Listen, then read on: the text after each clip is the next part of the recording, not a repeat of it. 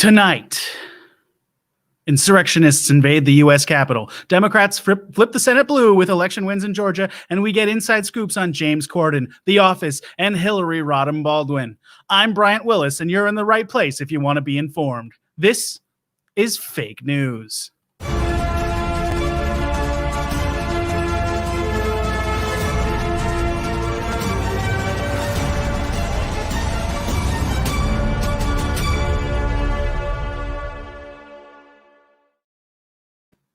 We're having a slight tech issue where there's no images appearing beside me. But as I fix that, I'm going to vamp, and you're going to hear what it sounds like when a news anchor has to vamp. A lot of people would say that the news is a program that you can learn about by always paying attention to what's on the TV.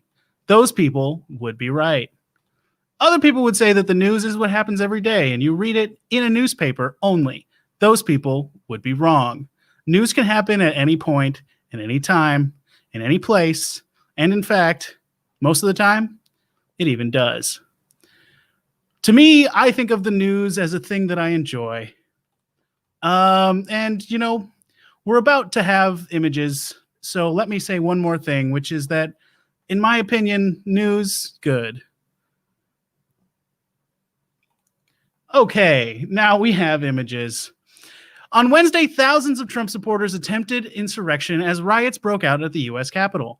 Police were woefully unprepared to deal with civilians wearing pajamas and Viking headgear because, and I quote, "that's white people clothes." But last time I checked, all insurrectionists matter.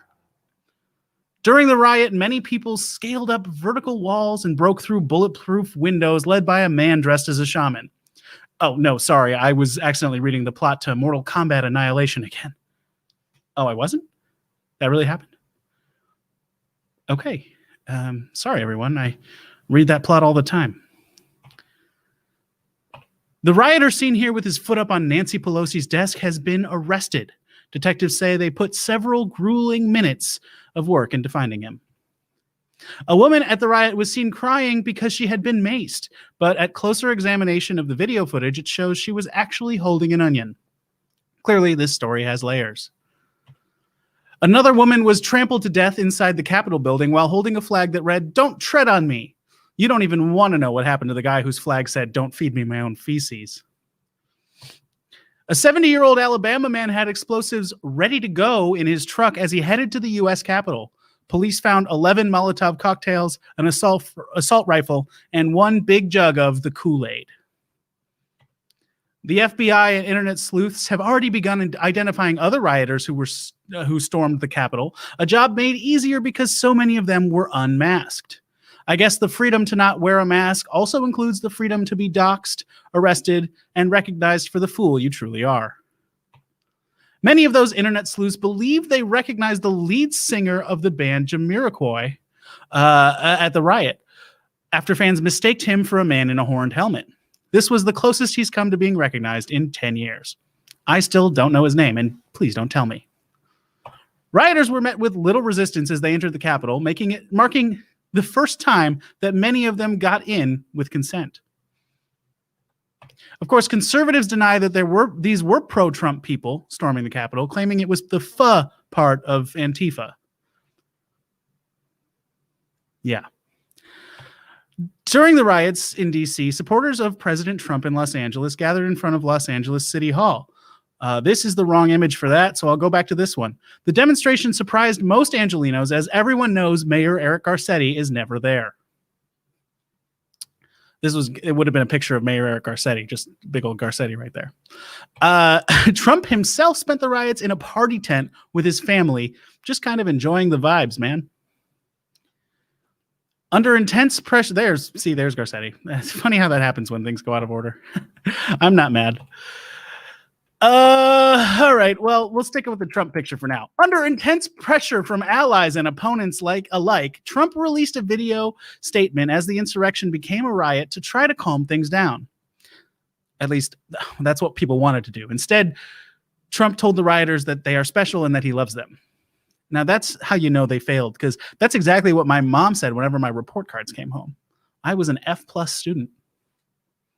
On Monday, I pooped my own pants. I think somebody messed with the teleprompter. Uh, due to his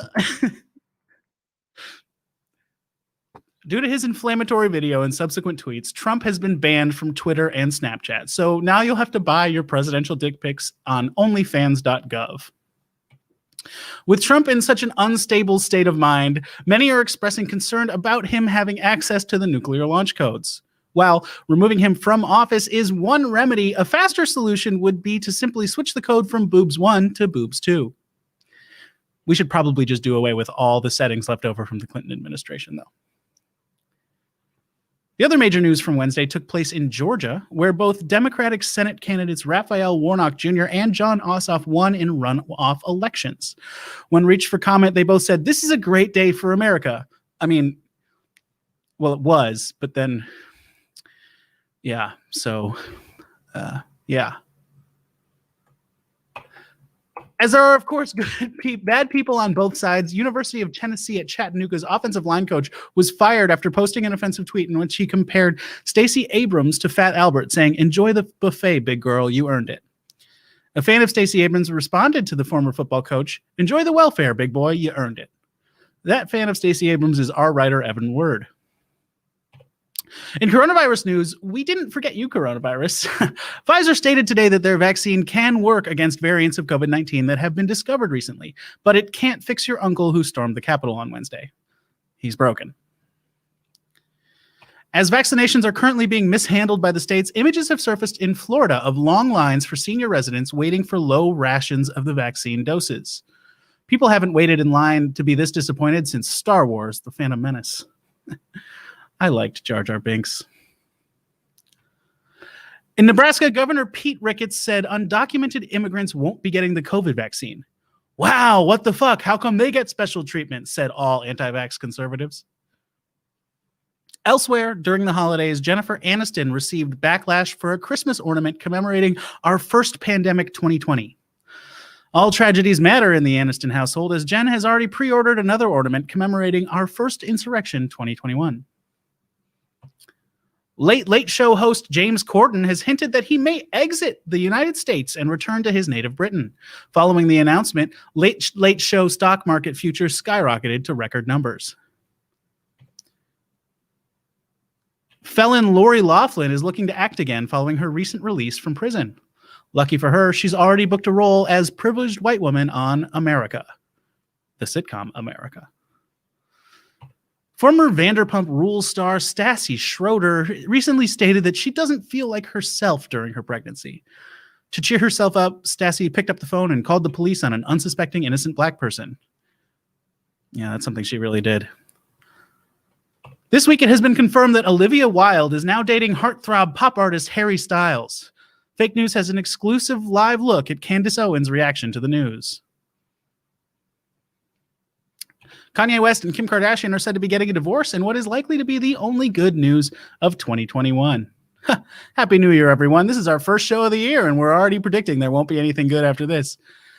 Anyway, we now have somebody who was live at the events that unfolded at the Capitol. These ones in this picture here, let me get rid of that.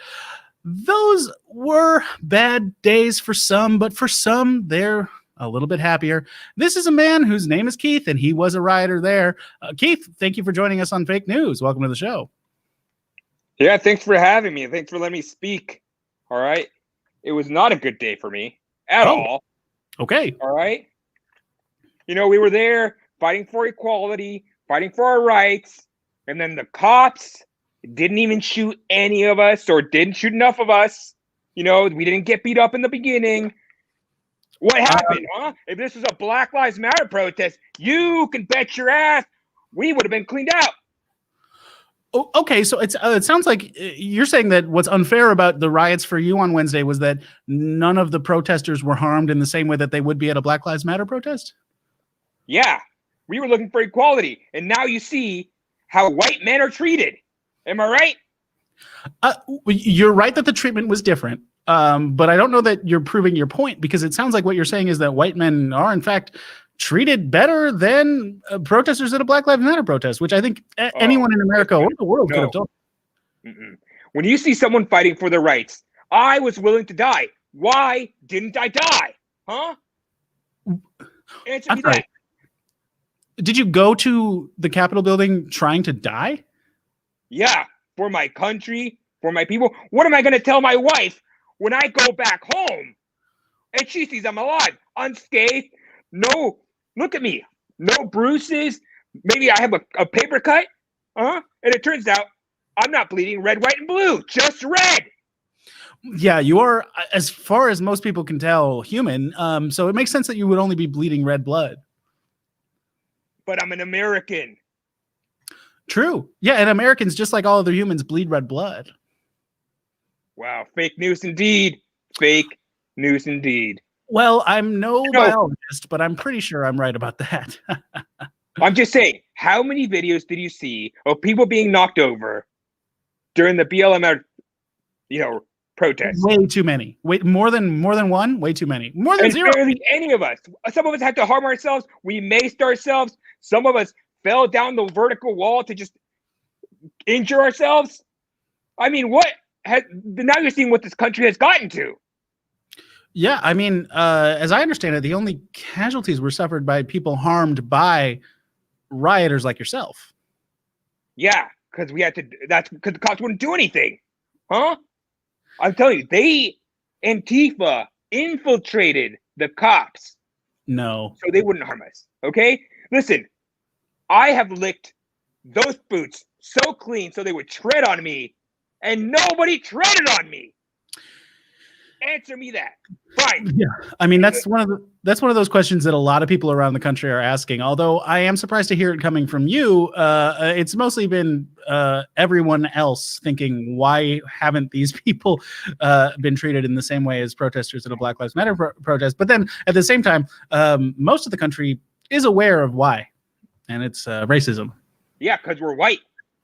Yeah, they're being racist against us. Why aren't we being treated equally? Think about it. I had done the work.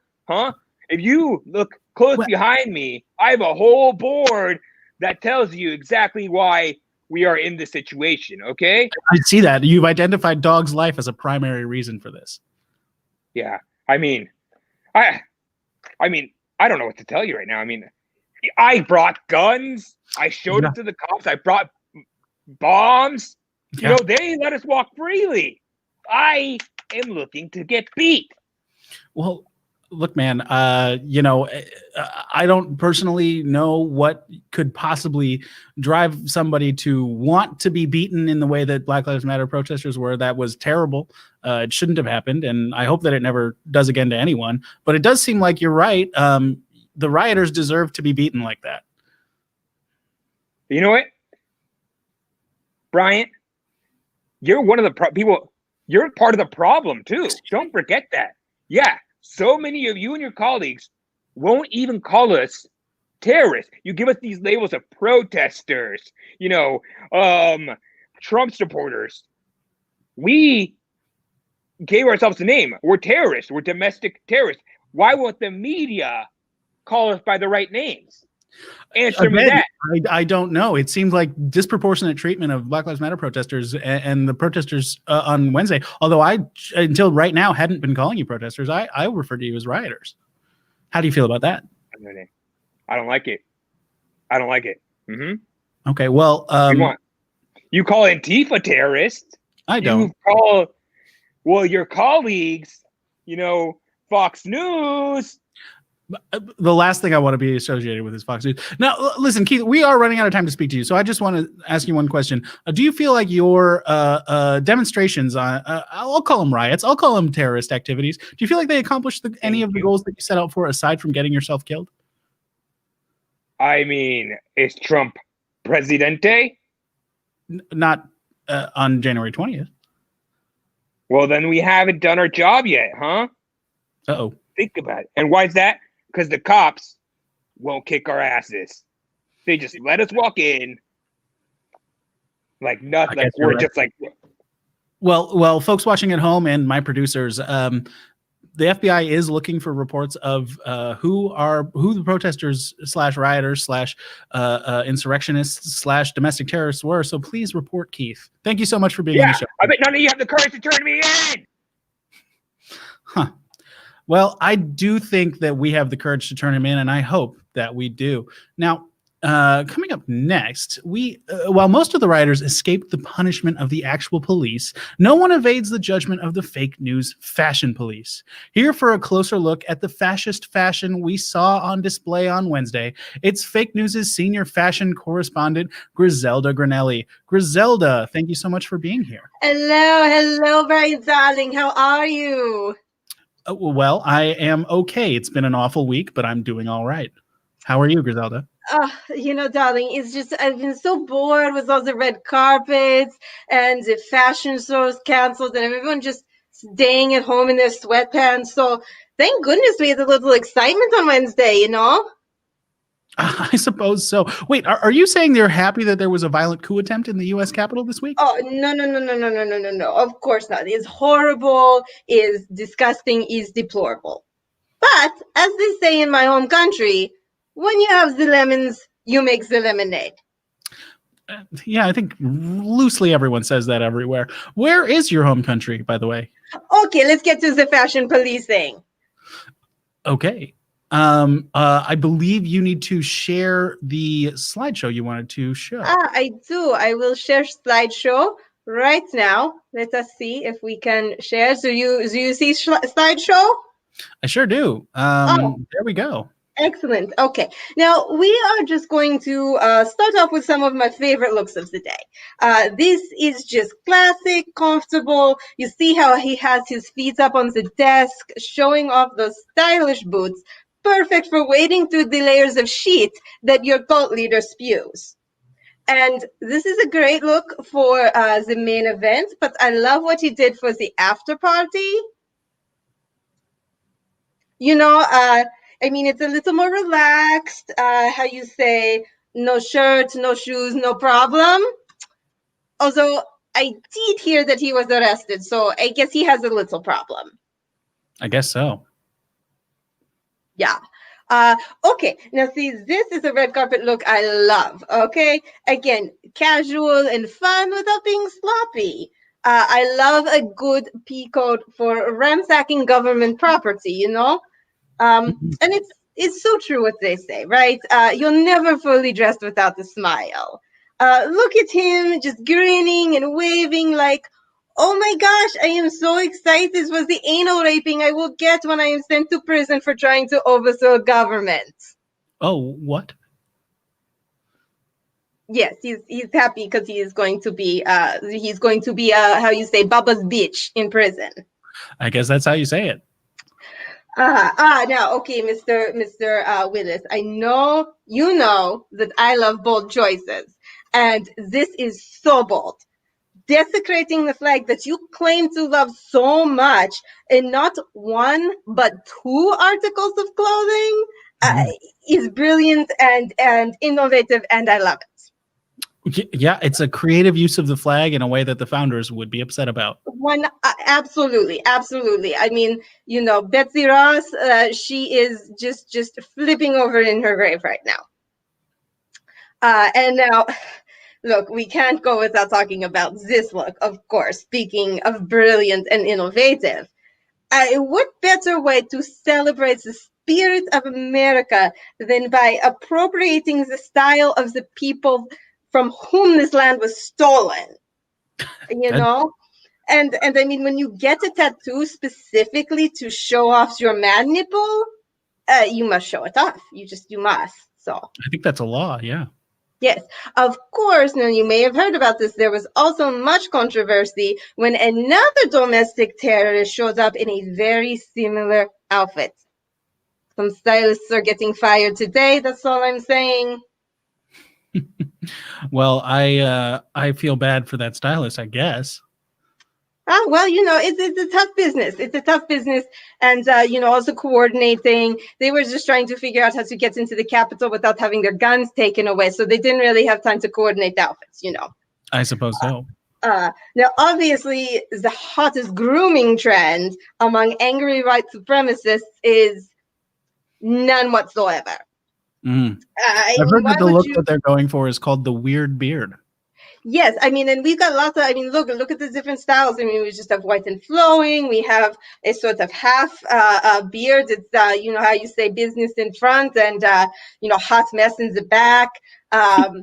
There's a little bit of beard dreads, I think, going on here. Something You know, like that. so I mean, yes. And why would you wear a face mask when you have such gorgeous flowing face locks to show off? Well, to prevent the spread of coronavirus, I suppose, would be one reason. Oh, well, yes, I guess that would be a good reason. Just the thought. Anyway, moving on. Now, now, let's look at how you accessorize while you terrorize. Sure. So camouflage and reflective gear is always in style, of course, but someone should have told this man that wearing mossy oak in an urban setting is really not all that helpful. I guess, yeah. I wish. He's not. What is he blending in with? He's not blending in with nothing. Absolutely not. Yeah, that shirt does not look like a side of a building to me. It does not. It does not. You know, now see this look I love. I love this look because I love men who accessorize with lots of big guns, because then I know I can ignore them because they have small penis. Well, yep, that, you know, I've been known to carry a small gun. A small gun is fine. Small gun is fine. This man clearly trying to compensate for something. That's all I'm saying. Me neither. And the flags, obviously, very, very hot accessory on this particular coup attempt. You know, this is a great look, but I really, really like how this particular domestic terrorist went retro, and you know, we're turning the clock back here to 1865, and I love it. Yeah, I guess we can call that retro. I'm not so sure that I would use the word love with that look personally, but well, you know, I mean, it's bold. Again, it's bold. I like the boldness. And nothing says "I love America" like bearing the flag of a failed secessionist movement that almost destroys the Union. You know. Okay, so we've looked at all the different looks. Now it's time that we've all been waiting for, and Yes. we name our best dressed attendee at the failed coup of 2021. Oh, okay. Well, this is exciting. I wasn't there, so I know it's not me. Let's see who it is. It is Republican Senator Josh Hawley. Several hours of crouching under a desk while armed insurrectionists that he encouraged prowl the Capitol can't ruffle his classic suit and tie combo. Okay, I mean, look, it's just, you know, everything is gorgeous here. And speaking of suits, for your next public appearance, Senator Hawley, I actually have the perfect one. It's orange. It has a Department of Corrections embroidered on it and goes perfectly with handcuffs and treason. But, you know, Mr. Willis, really, I think everyone at this disgusting coup attempt looked so great. I wish I could award them all best dressed. And so if anyone would like to collect a best dressed award, just please visit this website or call this number and give us all your information. And we will send some men to present you an award. Wow, fantastic. Well, I sure hope that anyone who was at the riots, at the public display of insurrection, does give that number a call and let us know that the Best Dress Award could be theirs after just a brief investigation by the FBI.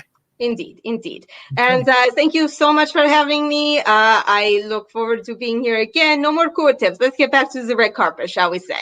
Yeah. We'd love to talk to you about the red carpet again. I do have to ask, though, Griselda, where are you from? Have a wonderful. Well, she's never told me, and I don't think she ever will. Now, that was, of course, a great segment where we learned a little bit about something, but now we're going to move on to another where we learn a little bit about something else.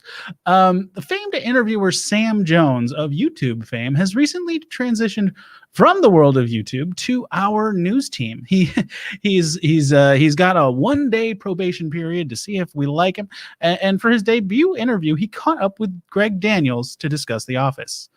Let's see that now. Everyone knows The Office is switching over from Netflix to the Peacock.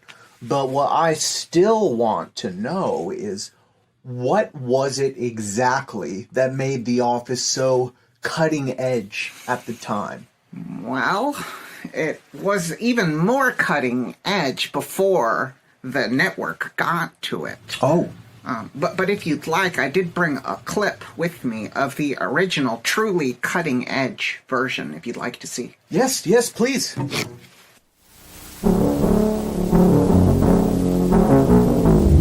Excuse me, Dwight. I would care to perform a prank on you. Of course, Jimmy. Begin the prank.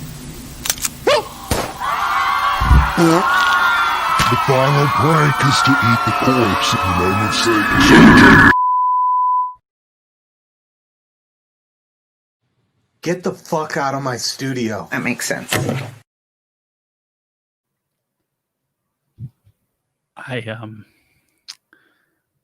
I'm so sorry. I don't think we're going to be hiring Sam Jones here at Fake News.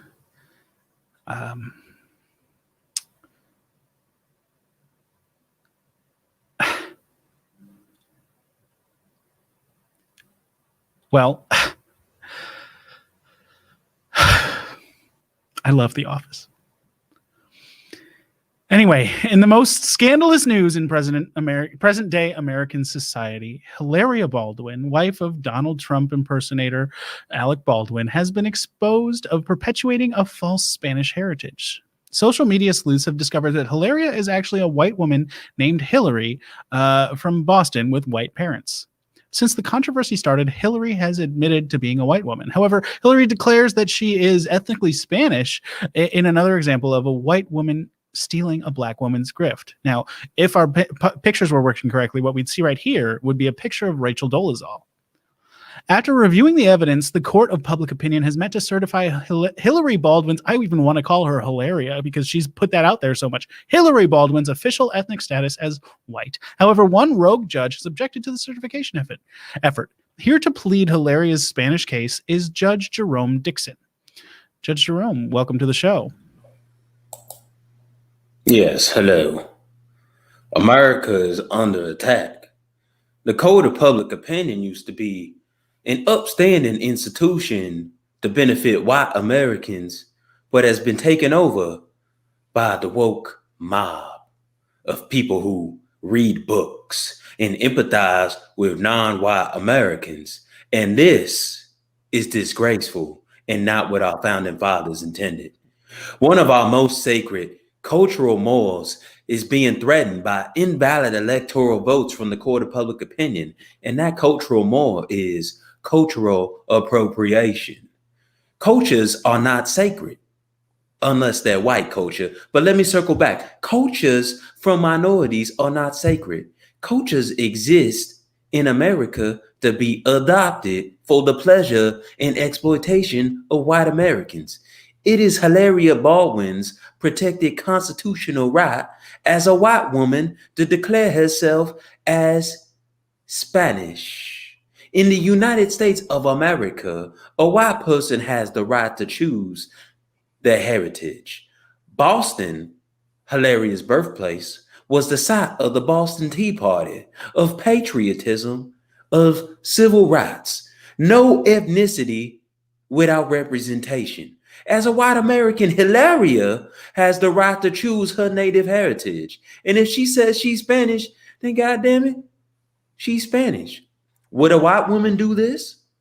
Well,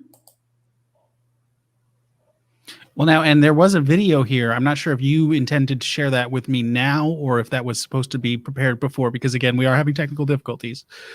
Well, listen here, Brian. Would a white I can reenact the video for you instead. Would a white woman forget what a cucumber is? I don't believe so. Yeah, she was at a store saying, how do you say holding up a cucumber? Come on. Well, exactly. You're proving my case, which is open and shut. Because white women know what cucumbers is. Spanish women, like Hilaria, do not know what cucumbers is. Because the thing white women love more than exploiting their privilege is vegetables. And no, they do not have cucumbers in hilarious, quaint Spanish village of Mallorca, Boston. I don't even know why I'm still talking here, because this is open and shut case, as I said. The woke liberal mob is attempting to cast fake ballots in the court of public opinion and unjustly change this woman's ethnicity to white. It is today that I call on all Americans all across the globe who care about protecting our sacred value of cultural appropriation to descend upon this court and protect our Constitution. I'm calling out to my friends, Alec Baldwin. And so now would be a place where we would play that Alec Baldwin video if we had it. But what the Baldwin video is, it's kind of like this. I'm Alec Baldwin and I'm angry at people. Did I get it right? Yes, you did. Okay. And see the message to not get out to the whole Americans to come to fake news and protest this vote, because the liberal Antifa mob like yourself did this technical difficulties. We don't have technical difficulties in America. We don't outsource our technology. Anyway, I think I'm done with my defense. I just want to wrap up my closing thoughts. Keep Hillary Hilaria and keep cultural appropriation great. God bless America. The defense rests. Is okay. I'm getting a word from my clerk. Oh, I lost my book deal with Simon and Schuster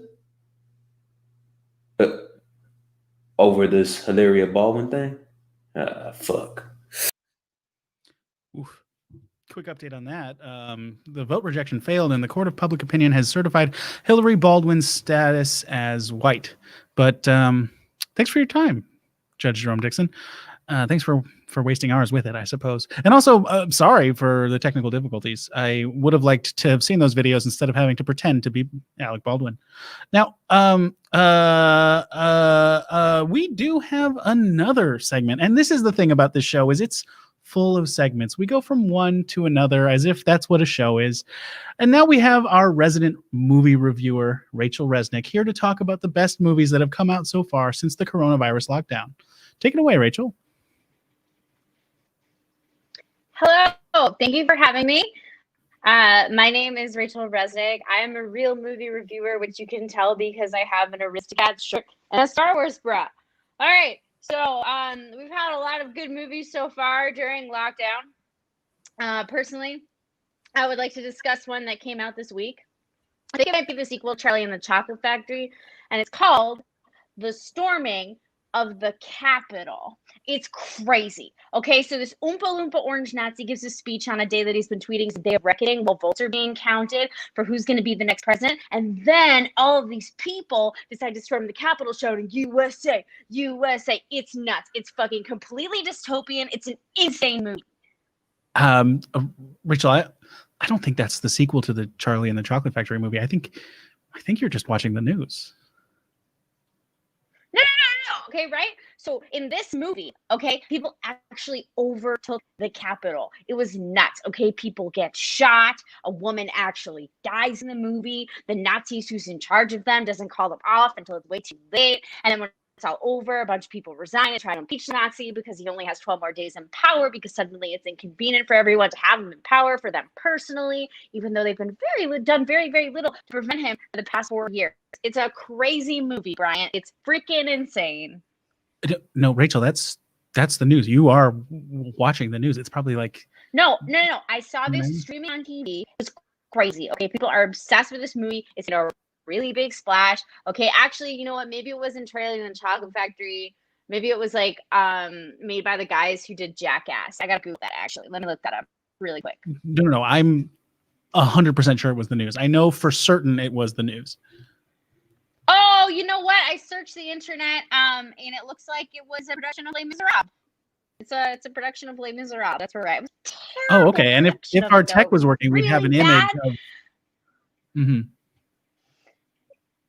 Yeah, if our tech was working, we'd have an okay? image Like, of the Les Miserables like meme, which you all know about. And now we're talking over each other. So, Rachel, why don't you say what you were going to say, and I'll be quiet. What? Oh, it's fine. It was like really bad. It was a bad movie. I just want everyone to know how bad this movie is. I give it like 2 out of 10 stars for bad The guy who played the Oompa Loompa Nazi, he sucks. I hope he never gets cast in anything ever again. He made me feel really uncomfortable, like worse than Jared Leto trying to act like he's the Joker.